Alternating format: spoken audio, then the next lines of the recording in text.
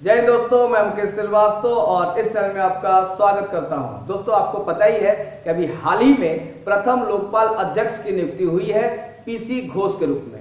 अब क्या होगा कि जितने भी आने वाले एग्जाम होंगे यहां से क्वेश्चन जरूर आएगा, यानी लोकपाल क्या है, कार्य क्या है, वगैरह वगैरह। तो चलिए फिर इस वीडियो में देखते हैं लोकपाल।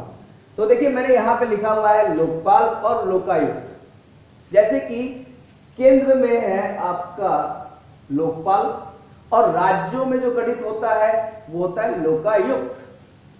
ऐसे लोकपाल तो भाई प्रथम अभी हुआ है, लेकिन लोकायुक्त पहले भी राज्यों में चल रहा है। यानी अभी तक आपके 21 राज्यों में लोकायुक्त गठित हो चुका है और कार्य कर रहा है। और ये दोनों संस्था कार्य क्या कर रहे हैं भाई? भ्रष्टाचार पर रोक लगाने के लिए, यानी भ्रष्टाचार के निवारण के लिए देश का सबसे बड़ा संस्था अगर कोई होगा तो लोकपाल। ठीक, अब यहां से बारीकी से देखते हैं भाई इतिहास क्या है। देखिए इतिहास क्या है, जो स्वीडन है यानी बहुत सारे यूरोपीय देश है, न्यूजीलैंड है, उन्होंने इस तरह का संस्था का गठन किया और भारत में भी इसका गठन करने की बात चल रही थी। इंदिरा गांधी जी के समय से यानी सर्वप्रथम 1971 में इस विधेयक को लाया गया कि भाई इस तरह का एक संस्था होना चाहिए। फिर उसके बाद 85 में ऐसे बहुत बार यह बिल आया, पास नहीं हुआ। तो 2013 में इस बिल को पास किया गया था, यानी पारित किया गया था, और रह रहकर उसमें संशोधन कुछ ना कुछ होते रहा और अब जाके प्रथम लोकपाल का गठन हुआ है। ठीक है, तो यानी विधेयक आपका पारित कब हुआ? तो 2013, ये जरूर याद रखिएगा। अगला आते हैं भाई सदस्य। ठीक, अब सदस्य के बारे में देखते हैं। यहां पे मैंने लिखा हुआ है सदस्य संख्या। लोकपाल में एक अध्यक्ष होते हैं, कितने? तो एक। और सदस्य कितने होते हैं, यानी अन्य सदस्य? तो 8, यानी एक अध्यक्ष और 8 अन्य सदस्य, टोटल मिला के हो गए 9। अब यहां पे आता है कि भाई जो अध्यक्ष होते हैं वो उनकी योग्यता क्या होनी चाहिए। सबसे बड़ी बात कि भाई जो अध्यक्ष पद पे होंगे उनका एज 45 से कम नहीं होना चाहिए, प्लस वो पूर्व में सुप्रीम कोर्ट के यानी सर्वोच्च न्यायालय के मुख्य न्यायाधीश हो, ये पद होना चाहिए।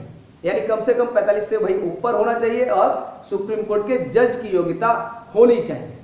तो अभी वर्तमान में पिनाकी चंद्र घोष को प्रथम अध्यक्ष बनाया गया है और जो 8 अन्य सदस्य हैं उसमें भी थोड़ा सा देख लीजिए क्या है कि भाई जो 8 सदस्य हैं उसमें कुछ सदस्य आएंगे न्यायिक से, कुछ सदस्य आएंगे गैर न्यायिक से, यानी जो न्यायालय से संबंधित है वो, और कुछ गैर न्यायिक जो न्यायालय से संबंधित नहीं है। यानी 4 न्यायिक से और 4 गैर न्यायिक से। अभी कल ही आपको शपथ लिए हैं लोग।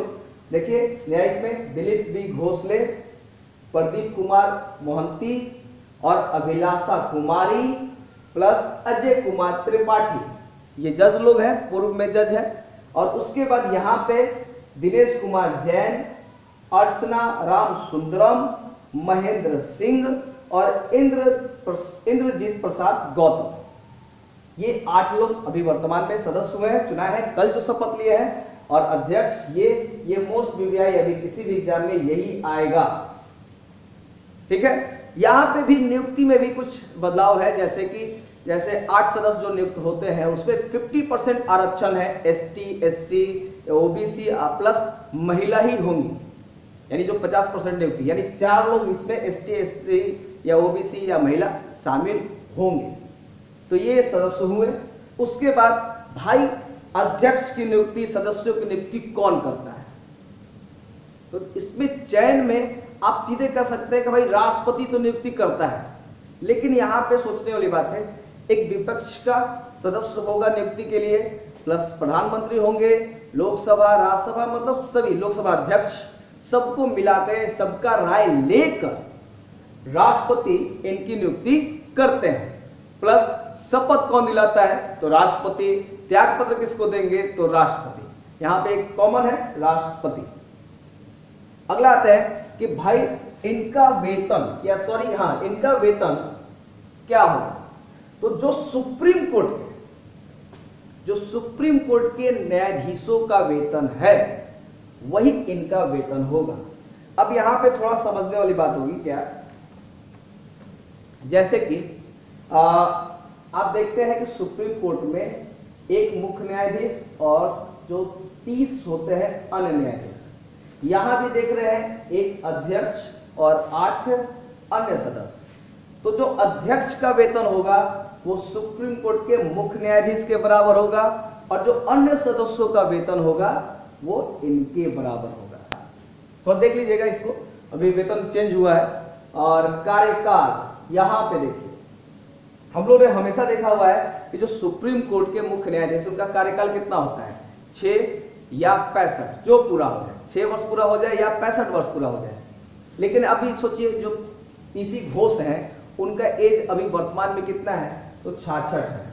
तो रिटायर हो जाना चाहिए, लेकिन ये रिटायर नहीं होंगे क्योंकि अभी चूंकि मैंने नेट से ही निकाला हुआ है, आप जरूर देख लीजिएगा। अभी जो इनका कार्यकाल कहा गया है कि 5 वर्ष होगा या 70 वर्ष, यानी 5 वर्ष पहले पूरा हो जाए या 70 वर्ष पूरा हो जाए, उसके बाद उनको निकाला जा सकता है या हटाया जा सकता है, पदमुक्त किया जा सकता है। तो ये रहा, ध्यान रखिएगा। नियुक्ति राष्ट्रपति, शपथ राष्ट्रपति, त्यागपत्र राष्ट्रपति, वेतन सुप्रीम कोर्ट के मुख्य न्यायाधीश के बराबर, प्लस कार्यकाल 5 या 70 वर्ष। अब जैसे मैंने कहा कि भाई कार्य क्या है, तो भ्रष्टाचार को रोक लगाने के लिए, अब भ्रष्टाचार जैसे जितनी भी सरकारी तंत्र है उसके विरुद्ध जांच करना, इवन आपका प्रधानमंत्री हो या कोई भी पद हो उसकी जांच ये लोकपाल करेंगे। यहां तक कि जनता की शिकायत या जुर्माना लगाना हो, किसी किताब में आपको जुर्माना के लिए मिलेगा 50,000 जो पुराना है, अभी वर्तमान में कहा गया है कि 2 लाख तक भी जुर्माना लगा सकते हैं। लेकिन यहां पे एक पॉइंट है, जरूर याद रखिएगा, सेना और न्यायालय, ठीक, इसको छोड़कर कोई भी पद हो उसकी जांच करने का अधिकार लोकपाल को है। ठीक है, तो इन सारे पॉइंटों को जरूर देखिएगा। ये करेंट कह सकते हैं इसको या पॉलिटिकल साइंस कह सकते हैं, जो कहना है कहिए, लेकिन जरूर इसको याद रखिएगा। चलिए फिर नेक्स्ट वीडियो में मिलते हैं। जय हिंद।